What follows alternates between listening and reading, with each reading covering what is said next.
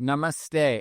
I am super inspired for today's discussion. Today we're talking about prana and the role of prana in Ayurveda and in life. We already discussed tejas, which we were totally stoked about. We talked about ojas, so now we're talking about prana, which makes up the threefold of prana, tejas, and ojas. Prana is often just referred to as our breath, but it's so much more than that.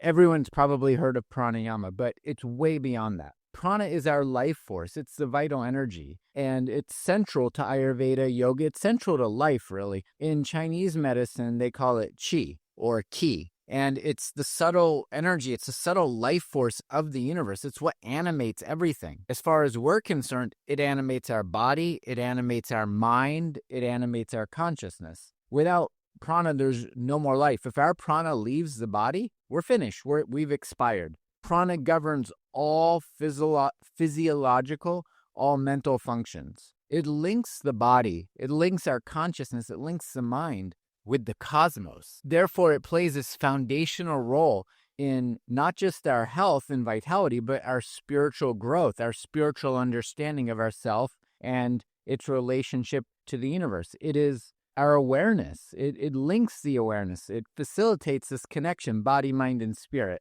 And its role in Ayurvedic philosophy, in Ayurvedic medicine, is profound. We're going to deep dive that today. We're going to talk about all the aspects of prana. We're going to talk about herbs and food and practices that nourish and sustain our prana, and how to cultivate more of it, how to cultivate more vitality and more inner peace. Remembering that prana, tejas, and ojas work together. They're indispensable. It's ultimately one vital life force moving together in this conglomeration we call prana, tejas, and ojas. The tejas, remember, is the transformative energy. It's the light, it's the fire. And the ojas is that vital essence, the strength, the immunity, what happens at the end of digestion, the end phase of digestion, not just of food, but of life experience. Together, all three of these are governing every single physiological, psychological, and spiritual function of life. So these are the three foundational essences.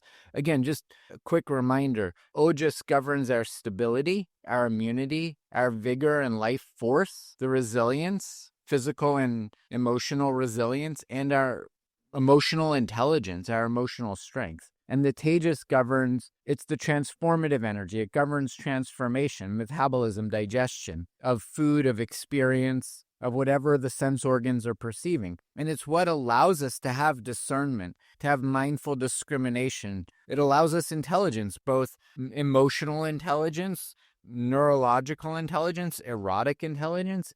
It illuminates life. And prana governs the movement. It governs circulation, our sense perception, breath, mental clarity. So we're going to look at how these all are interconnected and work together. When prana is balanced, it enhances our tejas, that clarity, that insight, and thus maintaining the healthy ojas. When prana is too much, when it's in excess, or maybe it's uncontrolled or just disturbed, it can diminish that ojas, it can dry it out, and it can cause anxiety, restlessness, and even exhaustion. A depletion of prana is not ideal because it disrupts the tejas and the ojas, and it leads to sluggishness, fatigue, lethargy, and depression, these kind of things. But let's deep dive. Let's really look at what prana truly is and what its purpose is. Prana is the word itself. We need to look at that. It's derived from Sanskrit roots.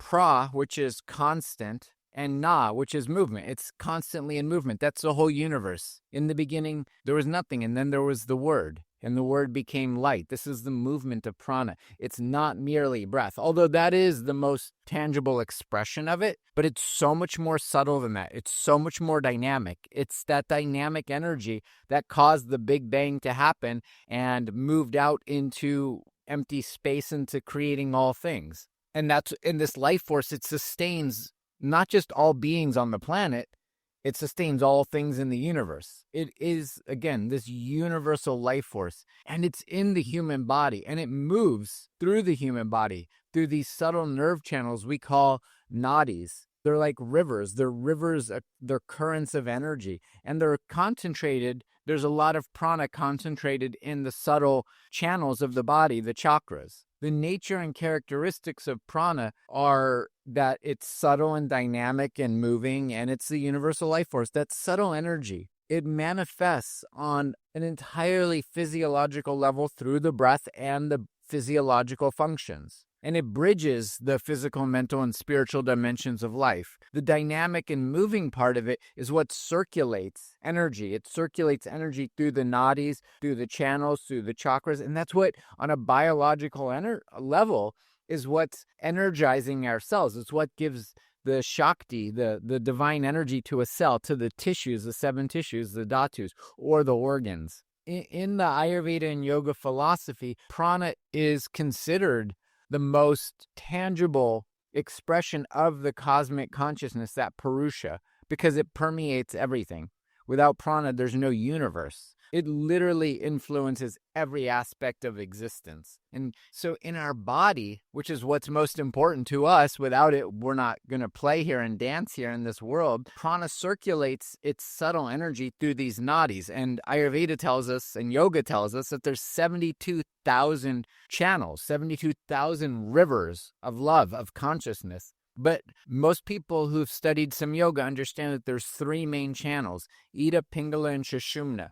Ida is mostly associated with the lunar side of our brain and consciousness. It's feminine in nature, it's Shakti, and it's the cooling, calming energy. And it starts on the left side of the spinal column, while Pingala is more solar in energy. It's more masculine. It's more that Shiva energy. It's more energizing and stimulating. And that's located predominantly on the right side. And they crisscross at the chakras.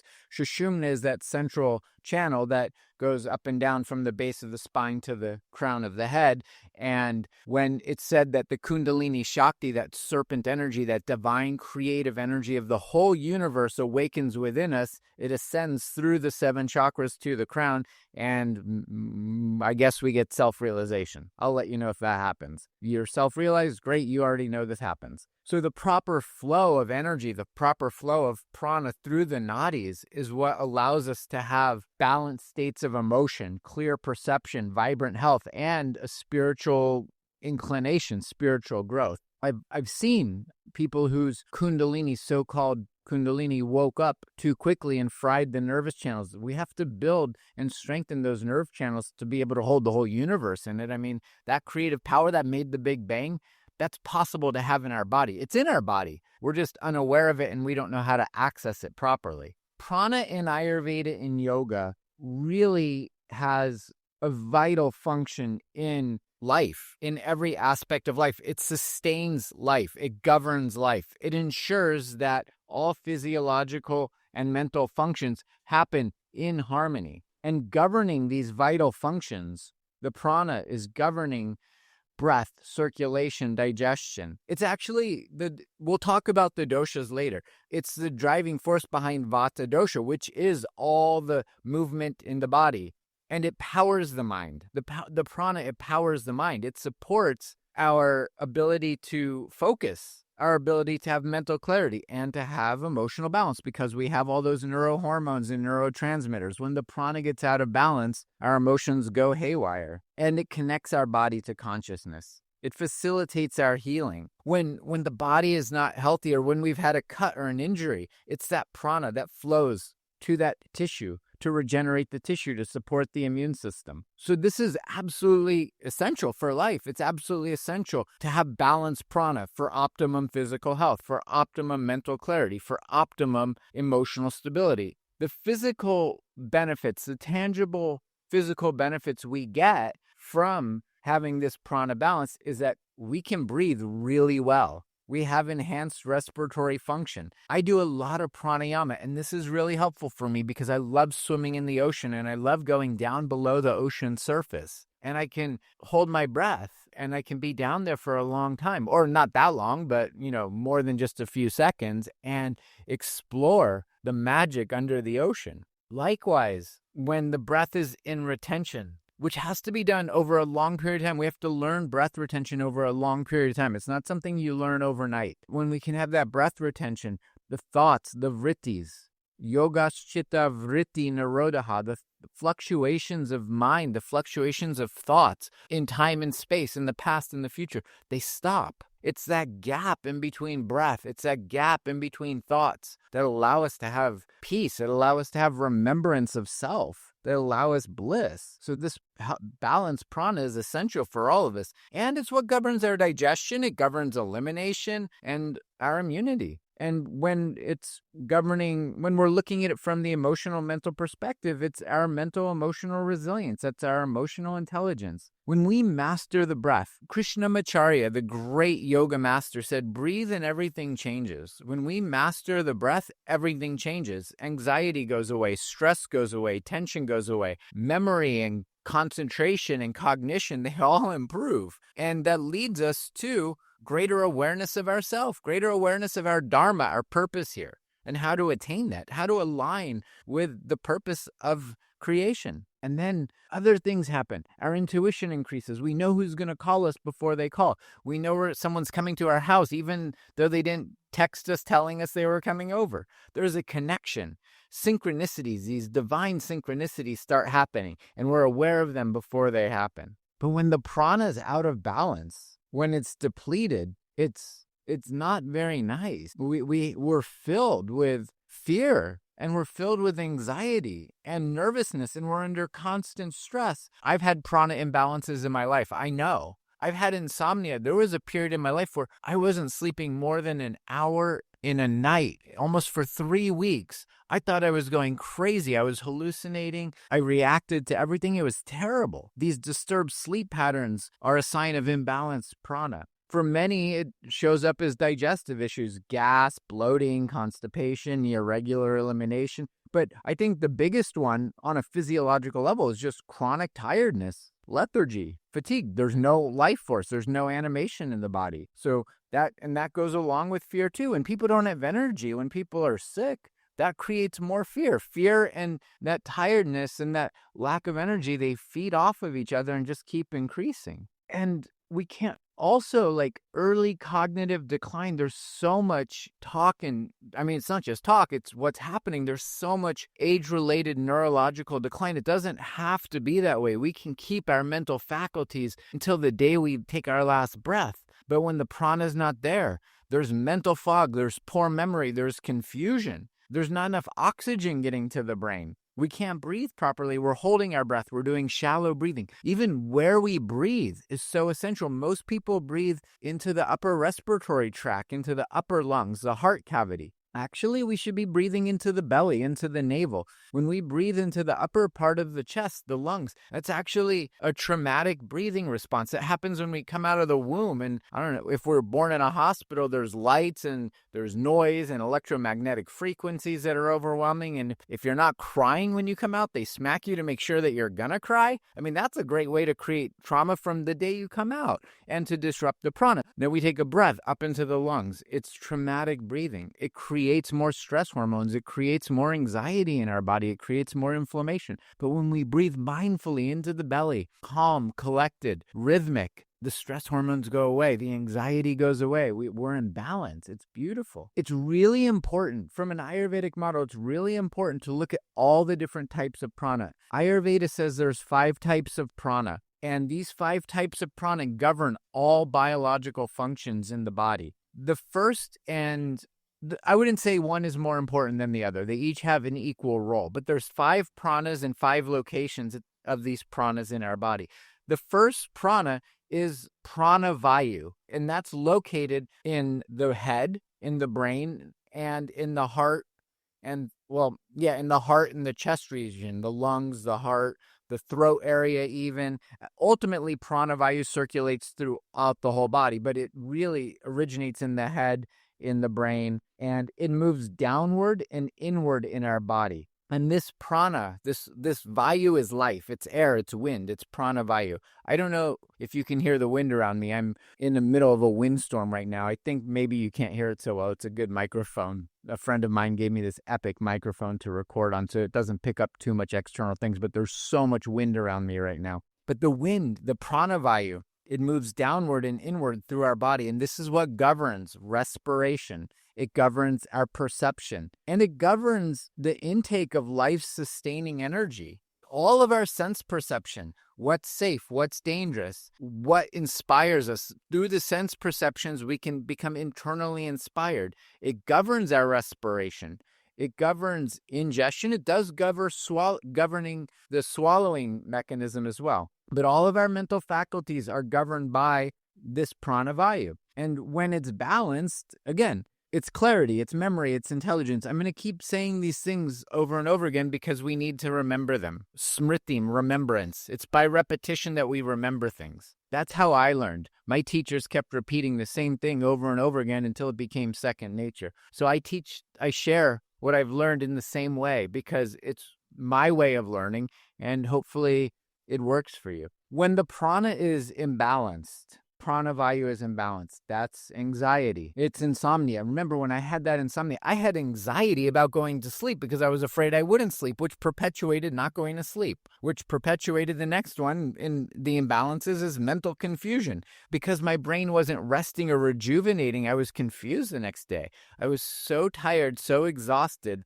confused as to why I wasn't even sleeping. And it can lead to respiratory disorders, weakened sense perception. The organs of perception are off. But any kind of thing where we're not having inspiration, a lack of inspiration is due to the pranavayu being out of balance. The next major prana in the body is apanavayu, and that's the downward moving prana. And it's the downward and outward moving prana. It's essentially in the colon and the pelvic floor, the pelvis, the urinary tract, the bladder, the reproductive organs. It's all the downward moving energy. It's what governs elimination. It governs urination, feces, gas. It governs reproduction too. It's the reproductive organs, that apanavayu. If there's weak apanavayu, that's what leads to infertility. It leads to premature ejaculation. It leads to weakness in sperm or ovum. All those things. And it can create weaknesses even in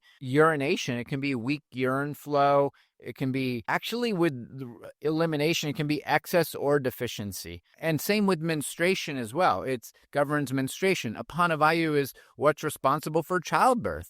If the apanavayu is weak, there may not be enough energy to deliver the baby. It governs all sexual function. And when it's strong, when it's balanced, it gives that grounding, that stability. And it helps us to really clear out, release negative energies. But the imbalance, the biggest one, especially for the female form, is menstruation issues, cramping, pain, irregular menstruation, amenorrhea, dysmenorrhea, too much menstruation, no menstruation, anything to do with the reproductive system. All reproductive systems are a result of this apanavayu, all urinary tract things. And same like if we're feeling ungrounded, if we're feeling restless or lethargic, that's a sign of apanavayu disruption as well. Constipation is apanavayu disruption, as is diarrhea. These are the different things, all the downward stuff. Then we look to the circulatory prana, it's samanavayu. It's in the stomach, the small intestines. It's responsible partially for absorption of nutrients, digestion of nutrients, everything in the navel area. And it's from the periphery towards the center.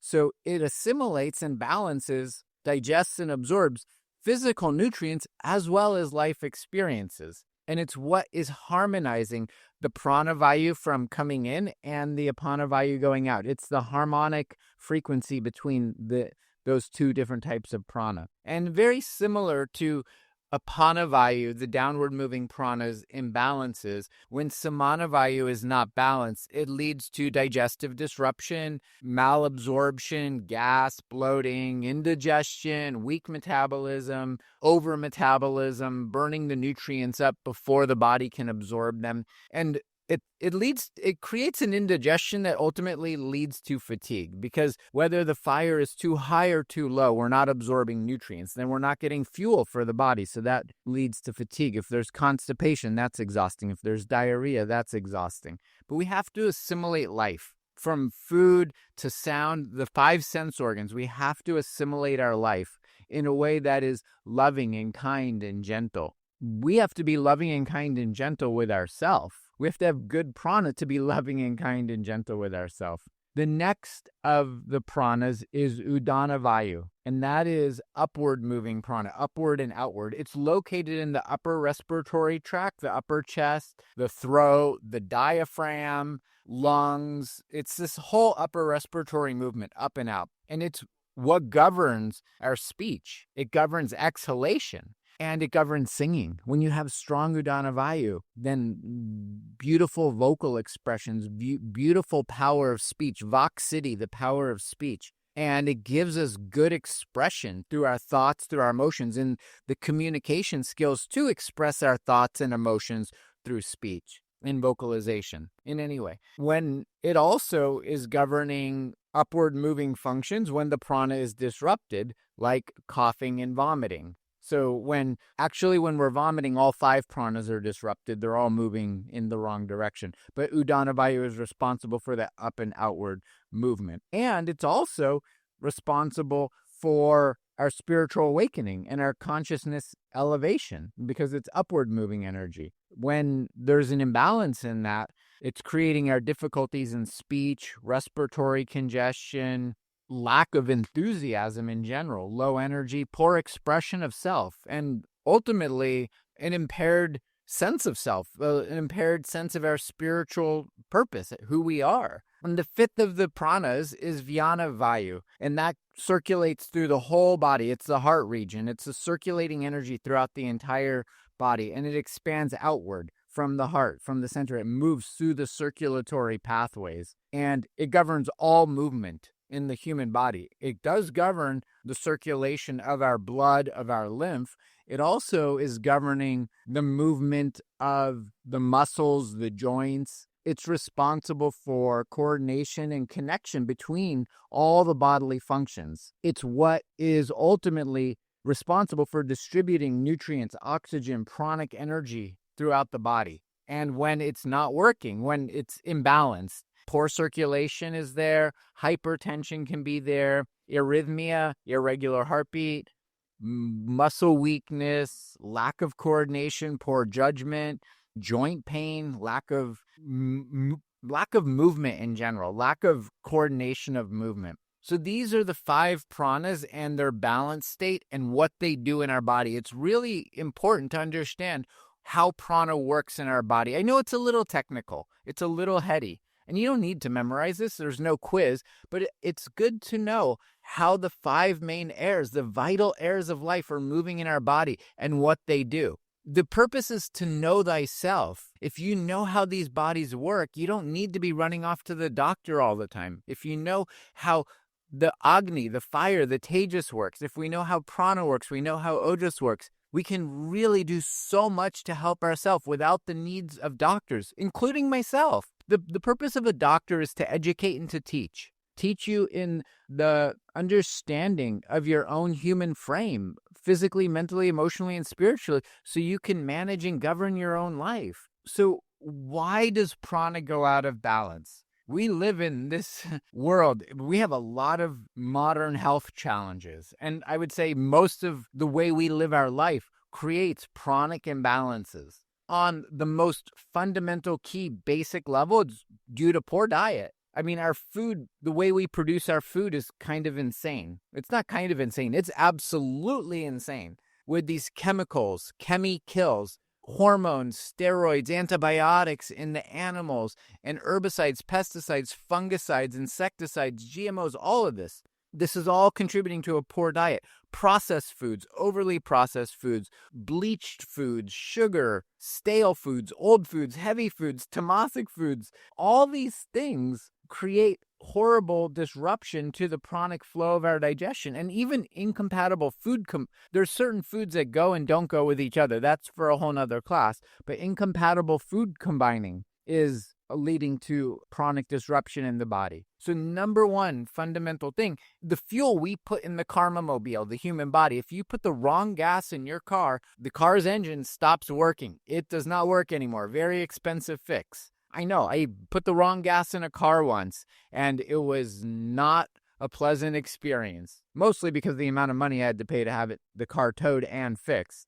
But same thing for us. We pay more attention to our car than we do to our karma mobile, which is what we live in. Okay? The next most important thing, and this is somewhat related to why we don't pay attention to the karma mobile, because of trauma, especially emotional trauma, our unprocessed emotions, our lack of self-worth, our lack of self-love. It's painful to see how many people don't love themselves and don't care for themselves. But where is this coming from? Why is this there? It's a lot of times coming from childhood, from the preconditioned. Before we developed the prefrontal cortex, we got conditioned. Our parents knew that they were somebody, and as Ram Dass said, they put us into somebody training because they wanted to make sure we're going to become somebody too. And they wanted us to be somebody special, important, somebody who achieved, somebody who was seen as good, somebody training. And that's important. We can't go into nobody training unless we are somebody to go into nobody training. So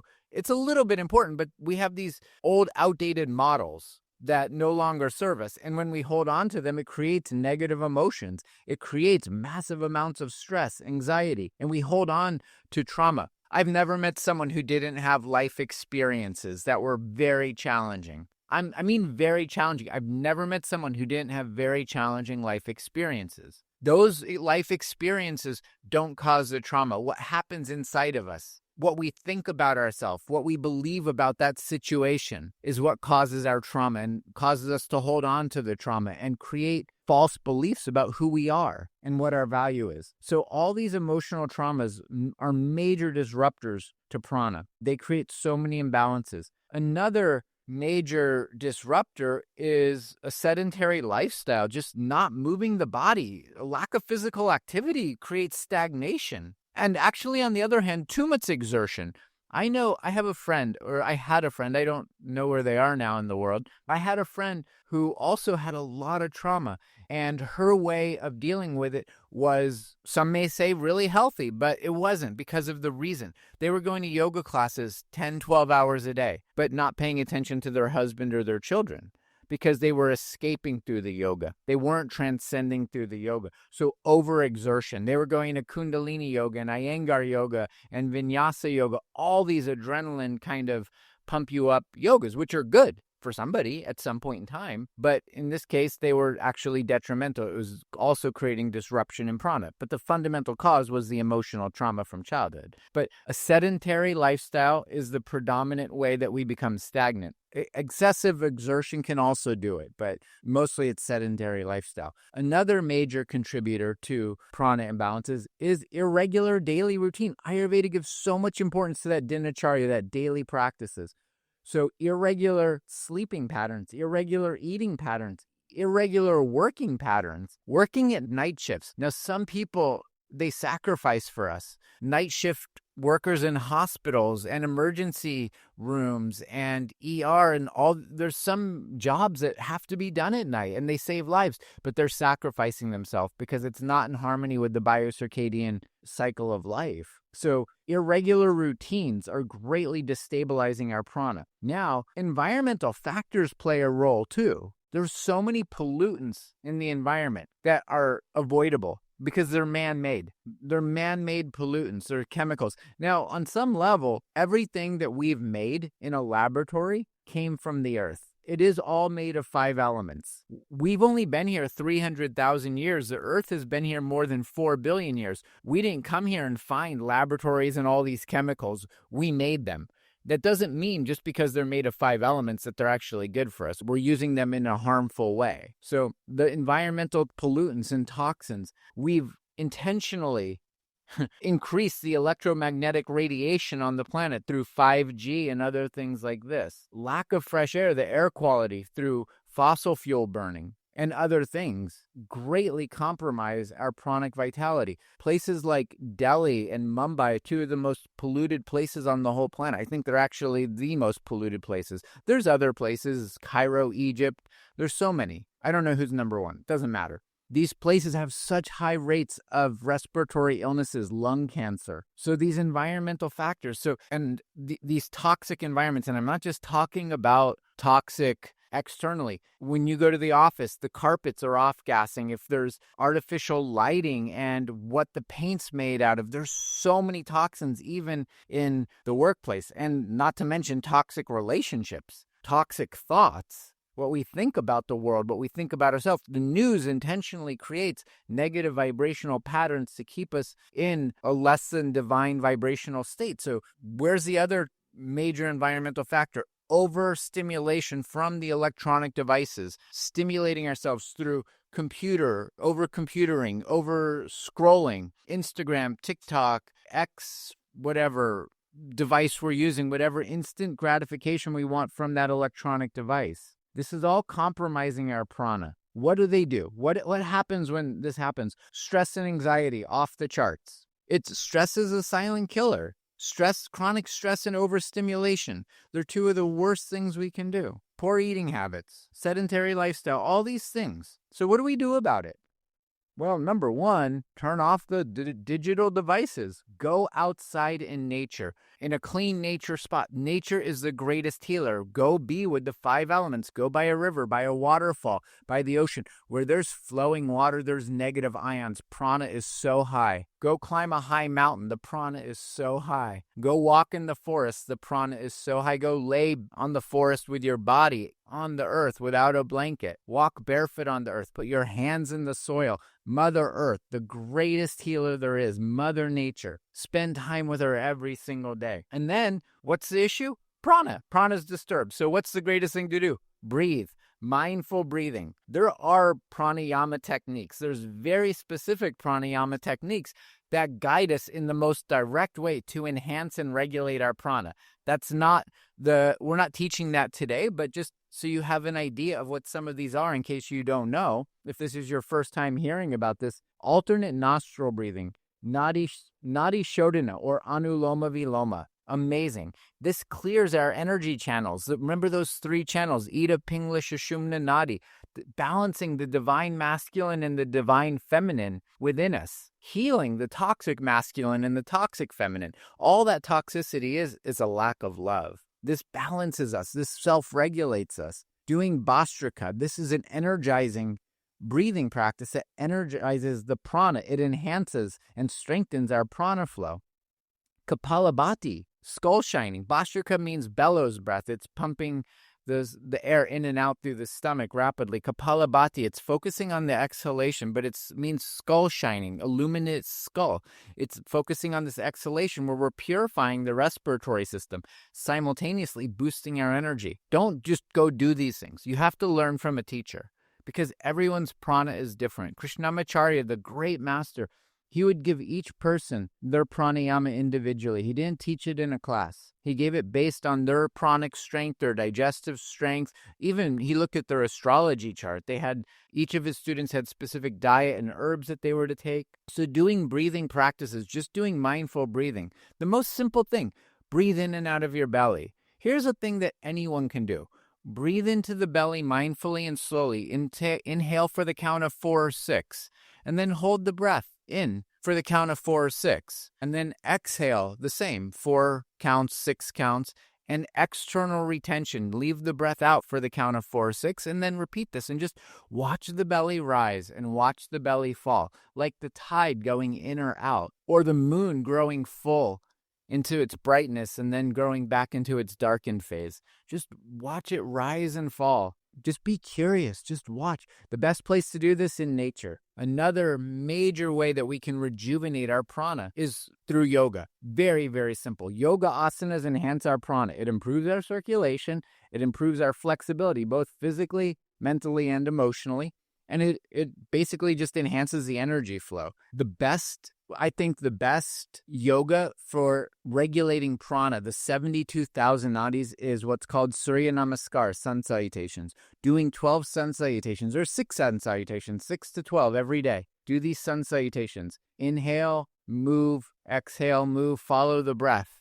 It's so simple. Then doing things like child's pose, balasana. This calms the mind. It restores our energy. It's so beautiful. There's what's called cobra pose, bhujangasana. This opens the chest, the respiratory system. It improves our breathing. And Adho Mukha Svanasana, the downward facing dog. This is part of sun salutations. It enhances circulation, enhances oxygenation. It releases tension in the body. Yoga. These are 4 things. Sun salutations and these 3. Child's pose, cobra, downward facing dog. So simple. That's enough to regulate the prana. Other really, really important things is proper rest and sleep. Good quality sleep. There's nothing like it. Now, if you're going to take an afternoon nap, go outside, do it under a tree. Amazing. It replenishes your energy reserves so quickly. But Ayurveda encourages us to go to bed early and to wake up early. Winnie the Pooh did as well. Winnie the Pooh told us early to bed, early to rise makes a bear happy, healthy, and wise. So we have to listen to our elders. Winnie knew something. Every morning when Piglet would come and ask Winnie, what day is it today? Winnie had the best answer. Today is the best day, Piglet. Because he went to bed early. He woke up early. He had control of his prana. And he knew that he had a day ahead with like beautiful honey. Sweetness of devotion. So good night's sleep, absolutely essential. Try to wake up before the sunrise. Doing these things in harmony with nature. Being in nature. Walking barefoot in nature. And another one of Ayurveda's major supports for our prana, you've heard it. If you've been following this podcast, you've heard it so many times. Abhyanga, oil massage. Doing that self-oil massage with sesame oil or coconut oil or almond oil or any oil, really. Make sure it's organic and clean, well processed. But it stimulates the circulation. It balances vata. Vata is prana, vayu. It enhances the flow of prana. So this is amazing. Then Ayurveda, Mother Nature, provides so much for us. She gives us these herbs that support our prana. So many herbs that can support our prana by supporting the respiratory system, the nervous system, the digestive system. My most favorite herb for the prana, all of prana, is tulsi, holy basil. It clears the respiratory pathways. It's amazing, especially tulsi with some ginger, with some cardamom, with some cinnamon. It's absolutely amazing. But tulsi is a really powerful adaptogen. I use it for stress. Yeah, I get stressed too. Who doesn't?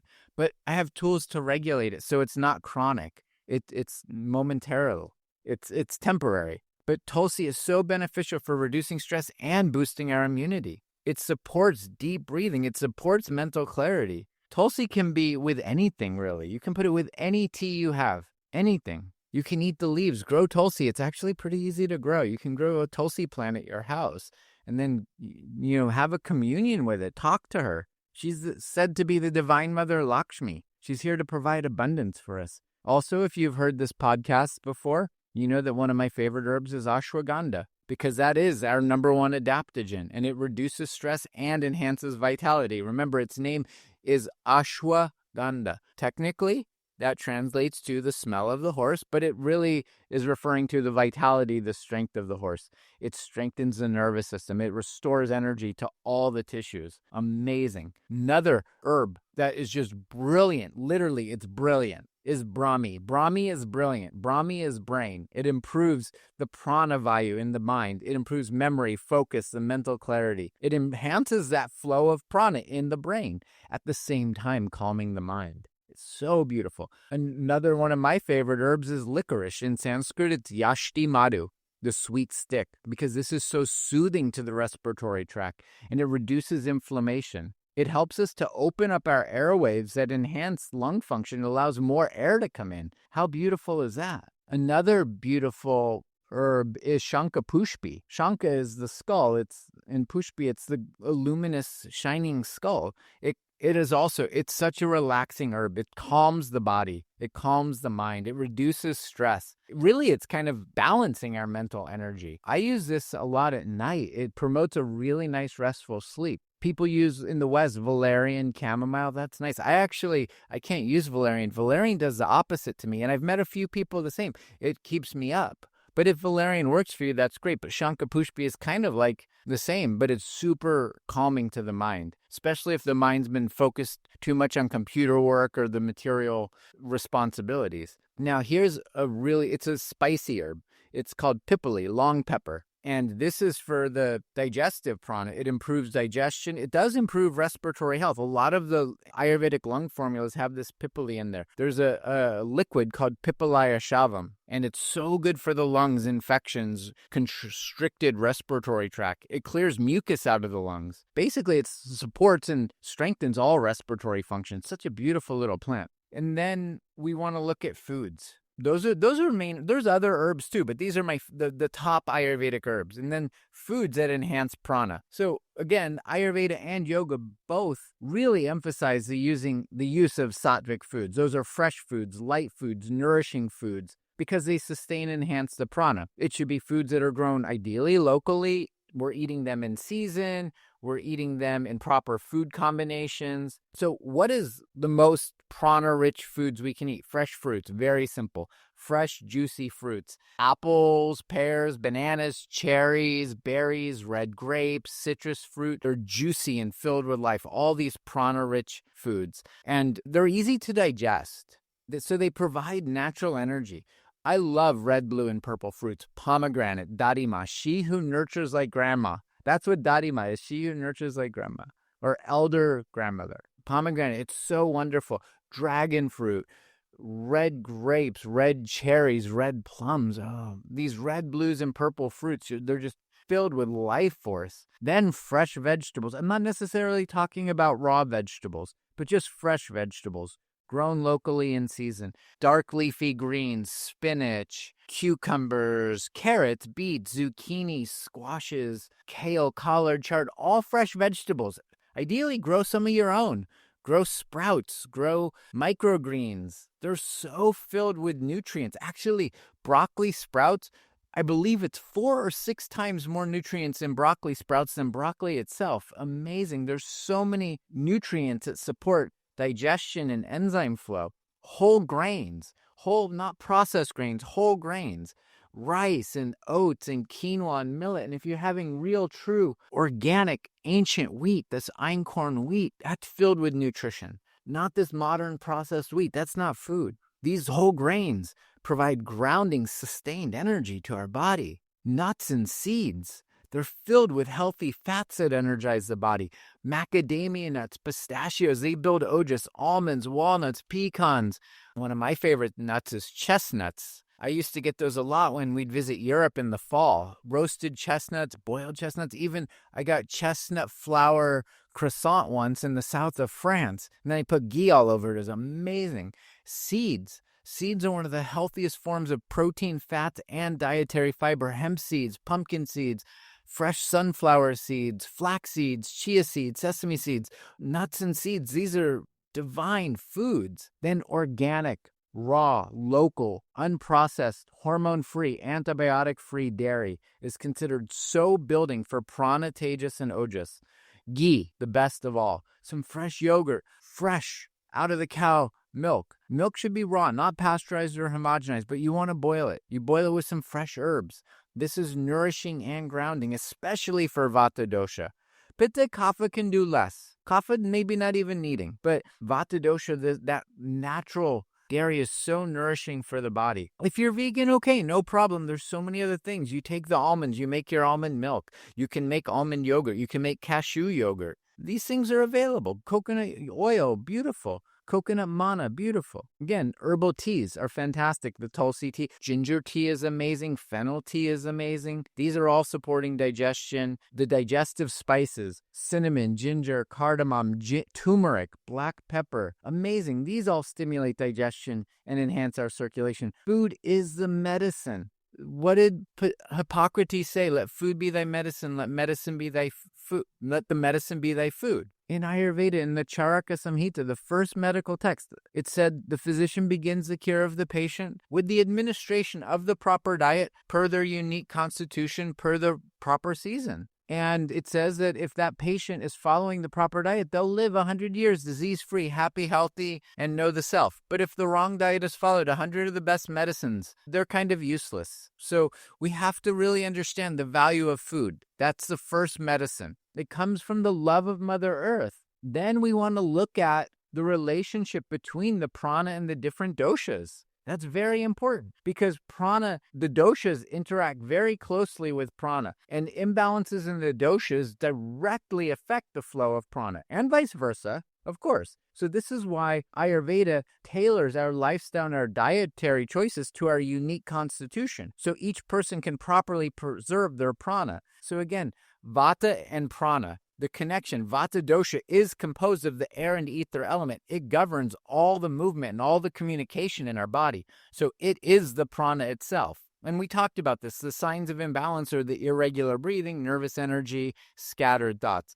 So vata dosha wants to eat warm, nourishing, grounding food, doing warm oils on the body, gentle yoga practices. Actually, vata can do tree pose, vrikshasana, or tadasana, the mountain pose. Very nice for vata constitution. Slow and gentle pranayama, the anuloma viloma or nadi shodhana, alternate nostril breathing slowly. They don't want to do such rapid breathing, at least not without specific guidance from a master. Then pitta. Pitta and prana. Pitta is associated with fire and a little bit of water. That's the governing the transformation in metabolism. So when the pitta is aggravated, it overheats the system and it disrupts the prana. It's like the car's engine overheating. And what happens is we start breathing rapidly. We become irritable. There's inflammation. So pitta needs hydrating foods, cooling foods, cucumbers, melons, coconut water, beautiful things like this, mint tea, and cooling pranayama, the shitali or shitkari, that cooling breath. And also forward bend yoga poses. Balasana, the child's pose, that calms the system. Doing Surya Namaskar, but in a gentle way.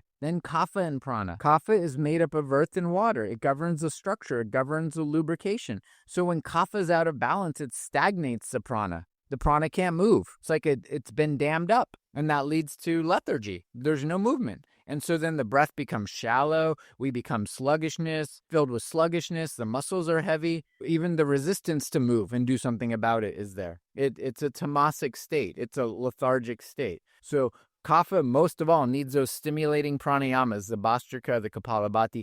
They need light foods, energizing foods, dark leafy greens, bitter greens, lots of spices, lots of mung dal or lentils or tempeh, and dynamic yoga. They can be doing strong vinyasa sun salutations in warrior pose and go climb the mountain. That's the physicality of it. There's a spiritual dimension to all of this. Prana doesn't just govern our physical and mental health. It governs our spiritual awakening. It governs our self-realization. And that's the goal of Ayurveda and yoga, is to know the self. All the Ayurvedic medicine is designed so that we will want to look within for the light of consciousness. Prana is the bridge between the material and spiritual world. Prana flows through those subtle energy channels, those nadis. It flows into the chakras. When the chakras are open, we're filled with energy. We're filled with emotional intelligence. We're filled with physical vitality. When the chakras are not open, nothing is there. We have no energy. We have no motivation to look inside of ourselves. So how do we activate this prana in our chakras? We do meditation. We do chanting. There's different mantras for the different chakras. We can meditate with different colors. There's different energy works that can be done. We can listen to different sounds, different sound frequencies work with the chakras. Doing different types of Kriya Yoga, deep breathing practices, deep meditations.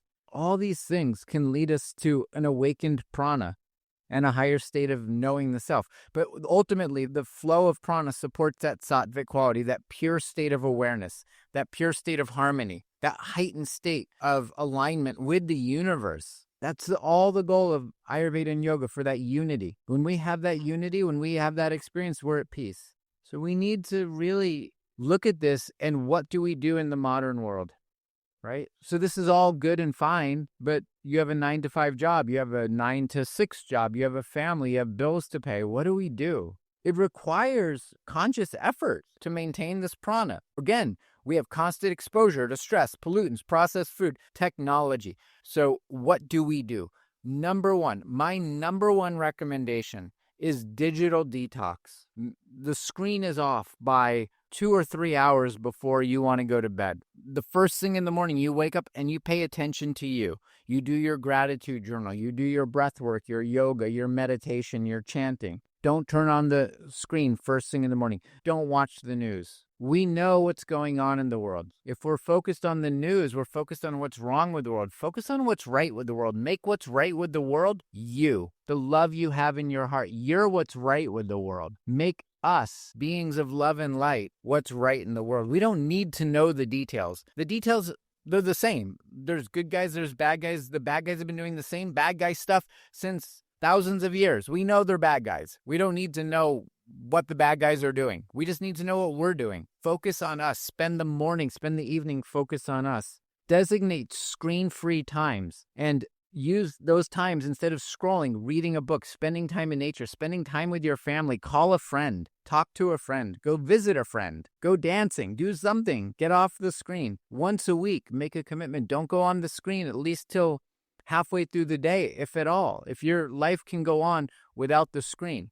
If you're my age, I'm close to 50. We grew up without screens. We grew up without cell phones. We grew up without computers. We had TVs, sure, but I don't know. When I grew up, I was outside playing. I didn't even want to watch TV. I mean, for a long time, we didn't even have TV, but, being outside, being in nature. But even I take each year, I take several days off where I don't turn on the internet at all. I used to think that my life couldn't continue well because I've become we need them. This is how the world works now. But I thought, what if I don't go on the computer for 3 days or 5 days or even 7 days? A few years ago, I did 14 days. And guess what? The world was still there. And all the blessings of the world were still there. And all the problems of the world were still there. And everything was okay. So do digital detox. Simplify your diet. Fresh, in-season, local, organic produce. Prioritize rest. These are the 4 major things. Digital detox,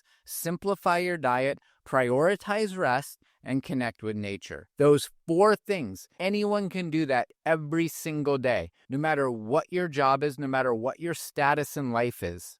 Those 4 things can be done. Again, very simple. Digital detox, less exposure to the screens. That also gives you less exposure to the electromagnetic radiation, which is disruptive to the natural flow. Simplify the diet. Eat organic, fresh food. Prioritize rest. Early to bed, early to rise, and connect with nature. Even if it's 5 minutes a day, go outside, touch a tree, touch the soil, put your bare feet on the earth. This revitalizes life. This energizes life. This brings prana, tejas, and ojas into a unified field of understanding of who we are and why we are and what we're here to do and how we're here to be, which is love. Prana is the foundation of life, and it connects us physically, mentally, and spiritually to all dimensions of existence. Ayurveda has given us the tools to preserve and enhance this prana. This is essential for our life and vitality and for our self-realization. Incorporate these tools, incorporate the herbs, incorporate the mindfulness practices. Yes, the modern lifestyle, it's there, but we don't have to participate in the American dream. We can wake up from the dream. The way we're living is not living. It's surviving, and that is not thriving. Cultivate your prana. It not only leads to better health and mental clarity, but it fosters this deep connection to yourself and to the universe. That's the holistic, embodied vision of Ayurveda. That's what the ancient rishis who left us this information wanted for us. Thank you for listening. And if you found value in this, in the Prana, Tejas, Ojas series, or any of it, share it with people. Share the nectar of the Vedas, share the nectar of yourself, and share here. If you have something to share, ways that you increase your prana or tejas or ojas, how you connect. What have you learned? What is your experience? What has worked for you? What hasn't worked for you? By sharing this, we all grow together. We learn together. This is a community, and we can grow and expand by sharing. So please leave your wisdom, leave your comments, and we grow one conversation at a time, one breath at a time, one bite of food at a time. Thank you so much for joining me on this journey. And until next time, walk in balance, walk in peace, walk in love, fill your heart with love, and express it in everything you do. Express it in every breath you take. Namaste.